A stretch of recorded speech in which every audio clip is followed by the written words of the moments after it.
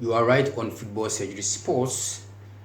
We are coming to analyze how Sundowns was crashed out of this season's CAF Champions League when they were paired or when they faced Esperance de Tunis in the semi-final stage of this season's CAF Champions League.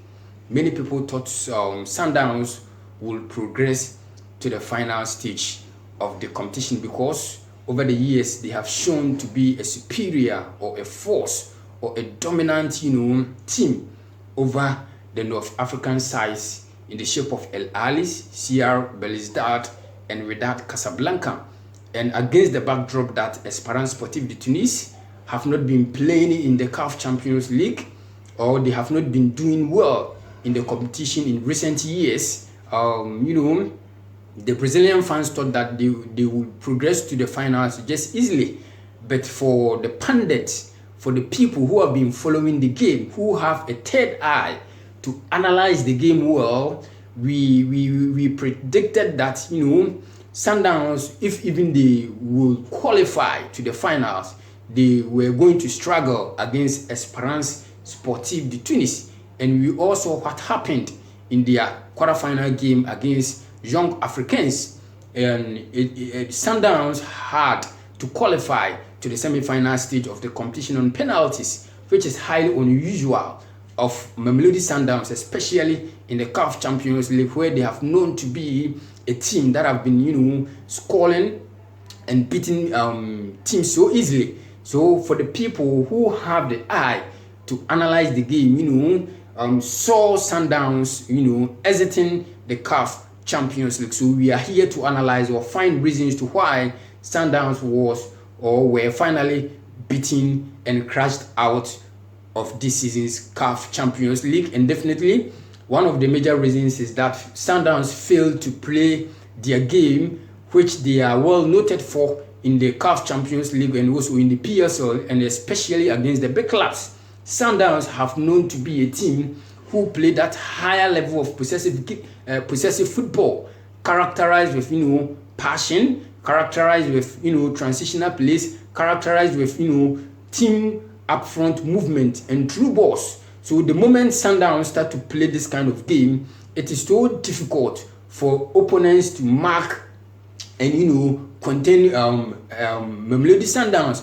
But in their two-leg games against Esperance de Tunis, we didn't see this level of game, this kind of game from the Brazilians. So in the first leg, we all admit the fact that their midfield general, which is Teboho Mokwena's absence, really affected Mamelodi Sundowns in both legs. So especially in the first leg, Marcelo Allende had to come back to the place Mokwena is noted for. So Allende had to come back to come and operate at that position to collect the ball and push through midfield to feed the final third. And at the point that Esperance realized the impact of Allende, they did not stay back for Allende to push the ball up to where they are. They rather chased Allende to the deep zone where Mokwena was playing to come and contain Allende at that position. So when Allende had the ball, he was presented with two options. One, to pass the ball at that deep zone, or it's either they will foul Allende at that position. So if Mokwena was present in both legs, in the first leg especially, where I think Sundowns got the chance to beat Esperance de Tunis in their own backyard, because they showed glimpses of beating the Tunisian side. Like as I was saying, because at the point that they tried to put their passes together, at the point that they tried to bring their game up, we saw the flaws of Esperance defense, and Sundowns got some chances in the first leg to score. But I don't know whether that is from their coach, which is Rolani Mokwena, or from the players themselves. They stopped playing that game. If they had continued to play that game, they could have beat Esperance in their own backyard. So talking about Teboho Mokwena's absence, where Allende was forced to the deep zone to come and collect the ball, and now some Esperance defenders are not staying for Allende to push the ball, but they are rather chasing and imposing themselves on Allende at the deep zone, so it didn't bring Sundowns free-flowing football. So Sundowns were able to contain the possession, but the characteristic of the transitional plays, the characteristic of the runners and the through ball didn't come, and that really cost Mamelodi Sundowns in both legs, and especially in the first leg where they got, after showing glimpses, the chance to beat Esperance Sportive de Tunis. And now in the second leg, to the same problem manifested. So coming into the second leg at the Loftus Versfeld, we thought that their coach Rolando Mokwena will correct that problem, so that Sundowns will now come into realization that they have established a certain kind of football. So that is the game that they are going to play in the second leg. So coming into the second leg, this is how some of us were thinking, that coach Rolando Mokwena have rectified that problem, and then Sundowns will play into their game. But the problem manifested in the second leg too, where Sundowns, if you could attest to the tonation of the game, where most of Sundowns' attack was just long balls right from their own half straight away to the half of Esperance Sportive de Tunis. And given the tough nature, the physique, the advantageous physique of Esperance Sportive de Tunis, their defenders were able to match that balls. So whenever the balls was played in the air,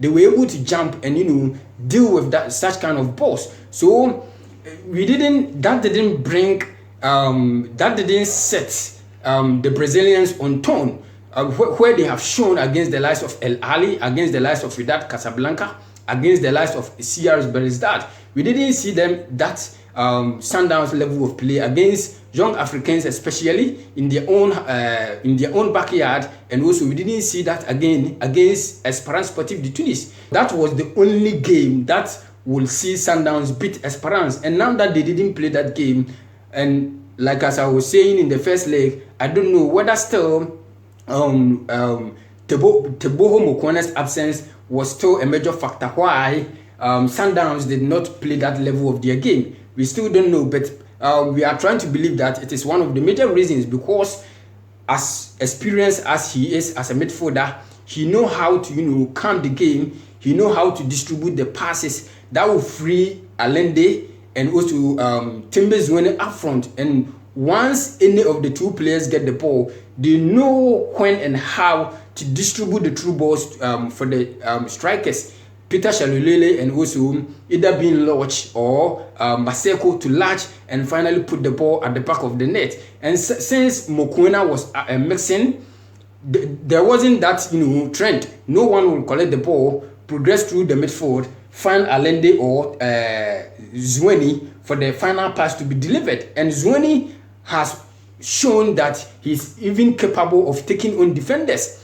But that will come only when he has been freed, where he has received the ball and have the realization on the ball before he can move with the ball. And now Mokwena is not there, so there is not that kind of pause to him at the final third. So we are saying that Mokwena's absence affected Sundowns both in the first leg and also in the second leg, where it didn't bring Sundowns level of play, Sundowns kind of play. One of the beautiful footballs that any African team in the CAF Champions League hasn't shown yet. It is only Sundowns who have shown, and it has worked for them, especially against the big clubs like El Ahly, against Wydad Casablanca, against CR Belouizdad. So it is their own problem not to have go back and pick that level of game and play against Esperance Sportive de Tunis. So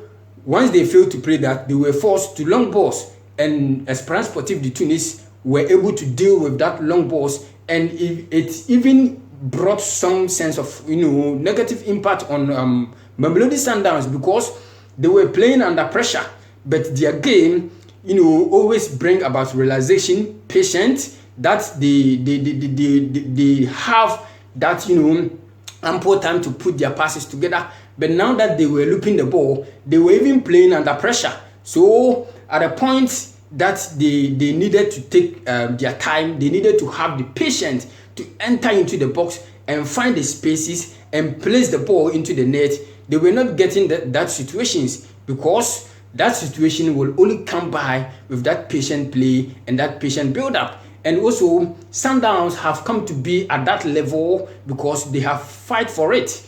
They have fight against the likes of El Ali, against the big gangs. And now that they are up there, coming into games, especially against Young Africans and Esperance Sportive de Tunis, Sundowns thought that, their luck or their fighting spirit will come by automatic, which they didn't fight to come or to let their energy levels and also to let their luck come. They just thought that maybe we are fight to this level, so coming up against Esperance it will come. So at the point that you realize that Esperance Sportive de Tunis are fighting, but Sundowns were just waiting for the chance or for the magic to happen so that they score, and it didn't come. So two major factors caused Mamelodi Sundowns. The first one is they failed to play their interconnected football, their transitional plays and through balls. And the second one is they didn't fight on the field of play. They were just waiting for the luck, for the chances to come to score, which in football it doesn't come that way.